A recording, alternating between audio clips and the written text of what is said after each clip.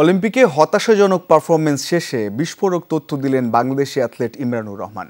তার দাবি, অলিম্পিক খেলার মতো ফিট ছিলেন না তিনি, যা ফেডারেশনকে জানানোর পর অনেকটা জোর করেই ইমরানকে ট্র্যাকে নামিয়ে দেওয়া হয়। তবে এই অভিযোগকে ভিত্তিহীন বলে উড়িয়ে দিয়েছেন অ্যাথলেটিক্স ফেডারেশনের সাধারণ সম্পাদক আব্দুর রকিব মন্টু। এই স্টাডো দ্য ফ্রান্সের অ্যাথলেটিক ট্র্যাকে নেমেছিলেন বাংলাদেশের অ্যাথলেট ইমরানুর রহমান।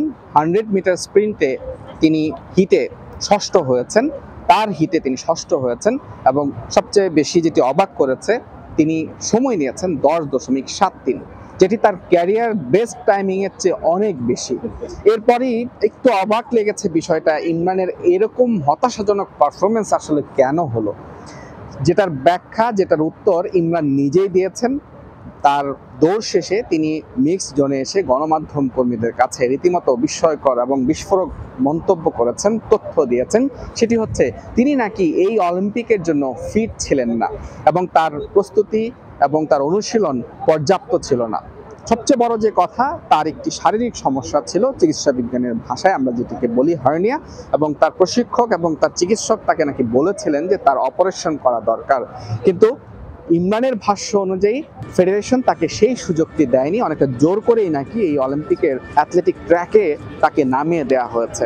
ইমরানের এই মন্তব্য শোনার পর, কিছুটা এই বিস্ময়কর তথ্য জানার পর একটা বিভ্রান্তি তৈরি হয়েছে এবং বিতর্ক তৈরি হয়েছে। এরপর আমরা অ্যাথলেটিক ফেডারেশনের সেক্রেটারি আব্দুর রকিব মন্টু, তার কাছে জানতে চেয়েছি ইমরানের এই মন্তব্য কতটুকু সত্য বা এই দাবি তার এই কতটুকু যৌক্তিক।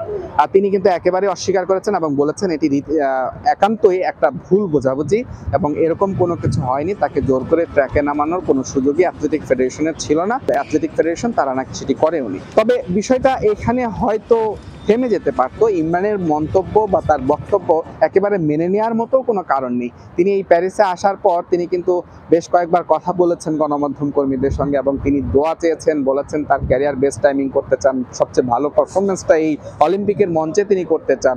এবং সেটি কিন্তু তিনি প্রায় যে কয়বার কথা বলেছেন তার অনুশীলনের সময় বা আগে, তিনি কিন্তু একই কথা বলেছেন। তখন কিন্তু একবারের জন্য তিনি বলেননি যে তার হার্নিয়ার সমস্যা বা তার অনুশীলনে ঘাটতি ছিল। তিনি তো ইংল্যান্ডে ব্রিটিশ কোচের অধীনে তিনি অনুশীলন করেছিলেন, তার কোচও কিন্তু একবারও এই কথাটা বলেননি।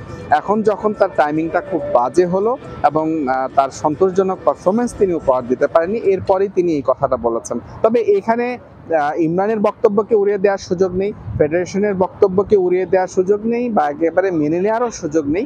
তবে এতটুকু বলতে পারি, ইমরানুর রহমান বাংলাদেশের শেষ অ্যাথলেট ছিলেন এবারে অলিম্পিকে, যিনি পারফর্ম করেছেন এবং শেষটা যেরকম হতাশা ছিল, সেই সাথে তিনি কিন্তু অনেকটা বিতর্ক যোগ করে এই অলিম্পিকে বাংলাদেশের মিশনটা শেষ করেছেন। সব মিলিয়ে যে প্রাপ্তি বা অভিজ্ঞতা অর্জনের কথা বলি, এবার একটা নতুন মাত্রা যোগ হয়েছে, একটা বিতর্ক দিয়ে এবারে প্যারিস অলিম্পিক শেষ করেছে Bangladesh. Mujrabin Tareq, Jamuna sports, Stade de France, Paris, France.